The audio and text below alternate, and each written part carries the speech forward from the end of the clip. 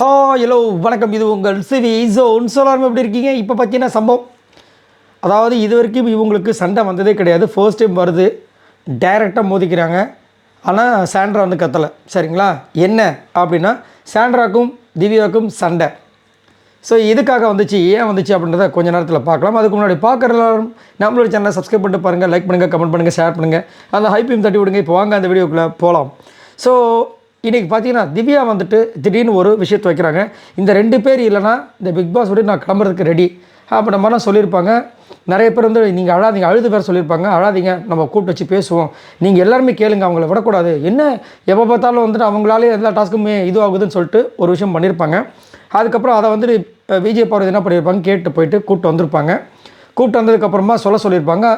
அங்கே வந்து கானா வந்து அவங்க பக்கத்து நியாயத்தெல்லாம் சொல்லியிருப்பார். அதுக்கப்புறம் திவ்யா அவங்களோட விஷயங்களை சொல்ல ஆரம்பிச்சிருப்பாங்க. பட் அவங்க சொன்ன விஷயங்கள் எப்படி இருந்துச்சுன்னா, எல்லாரை பற்றியும் காமனாக வந்து சொன்ன மாதிரி இருந்துச்சு. அது வந்து கானாவனத்தை பற்றி சொன்ன மாதிரியே இல்லை. ஆனால் அதுக்கு முன்னாடி வந்துட்டு கானாவனத்தாலையும் கமுர்தாலையும் நிறைய டாஸ்க்லாம் நாசமாக போகுதுன்ற அளவுக்கு பேசிட்டாங்க. அது எக்கச்சக்கமாக போனதுனால தான் அந்த சபையை கூடுச்சு.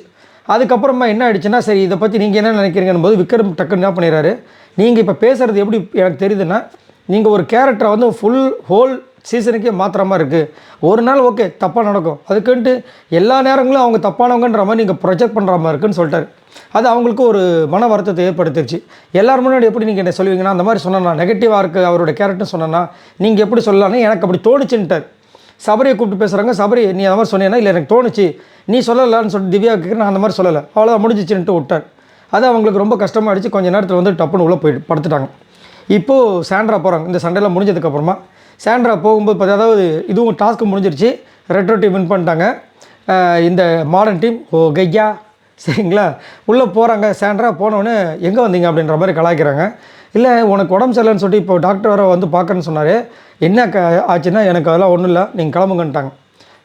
நான் 15 பேர் கூப்பிட்டல, எங்கே போனீங்க அப்படின்னும் போது, இல்லைங்க நான் பாத்திரத்தை கழுவிட்டு இருந்தேன் திவ்யா அப்படின்றாங்க. பாத்திரம் தான் கழுவிட்டு இருங்க, போய் பாத்திரத்தை கழுவுங்கன்ட்டாங்க. அவங்களுக்கு என்ன ஏன் இப்படி கோவப்படுறவனு. அப்புறம் நான் 15 பேர் எதுக்காக கூப்பிட்டேன், வினோத்தை பற்றி அங்கே சொல்லுன்னு சொல்லிட்டு கூப்பிட்டுருக்கேன், நீங்கள் ஏன் வரல. இல்லை அங்கே வினோத் தான் பேசிட்டு எனக்கு வினோத் பேசுறது சுத்தமாக இரிட்டேட் ஆகும், பிடிக்காது அப்படின்றாங்க அவங்க. இதைத்தான் சொல்கிறது கூப்பிட்டான். நீங்கள் வந்திருக்கணுமா இல்லையா, எனக்காக இப்போ நீங்கள் வரலன்னா நாளைக்கு உங்களுக்காக அப்படின்னு நிறுத்திட்டு, இல்லை நாளைக்கு ஒரு சக ஹவுஸ்மேட்ஸ்க்காக நீங்கள் ஏதாவது பிரச்சனை வந்திருக்கணும்ல, நீங்கள் எப்படி வராமல் இருப்பீங்க அப்படின்ட்டு கத்துறாங்க. அதுக்கப்புறம் விக்ரம் பிடிச்சி கத்துறாங்க.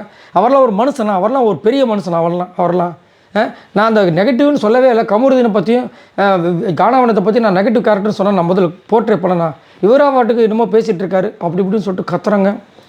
கலங்குறாங்க. பிரஜன் கிட்ட சொல்கிறாங்க, சாண்ட்ரா கிட்ட சொல்கிறாங்க. சாண்ட்ரா ஒரு மாதிரி டென்ஷன் ஆகிட்டாங்க, பாவம் ஆகிடுச்சு. திவ்யாவுக்கு உள்ளுக்குள்ளே வந்து ஒரு வருத்தம். இவங்களுக்கு ஏன் வருத்தம் அப்படின்னா, அந்த ஒரு பனிஷ்மெண்ட் பிக் பாஸ் கொடுத்துருப்பார்.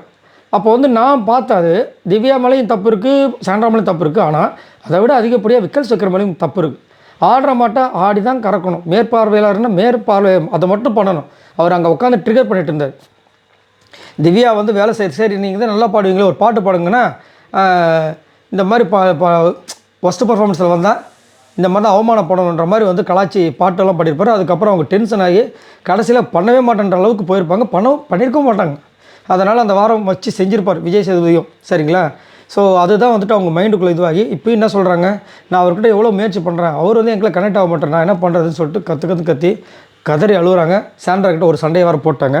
சரி பார்க்கலாம். அவங்களும் வந்து இப்போ வெளியே வந்து வியானக்கில் சொல்லி ஃபீல் பண்ணிட்டு இருந்தாங்க. அப்போ ஏதோ என் மேலே இருக்கிற உரிமையில் தான் வந்து பேசியிருக்கா அப்படின்ட்டு. ஸோ இதை பற்றி உங்களோட கருத்துக்களை சொல்லுங்கள், மறக்காமல் கமெண்ட்ஸ் பண்ணுங்கள். பாய் நண்பர்களே.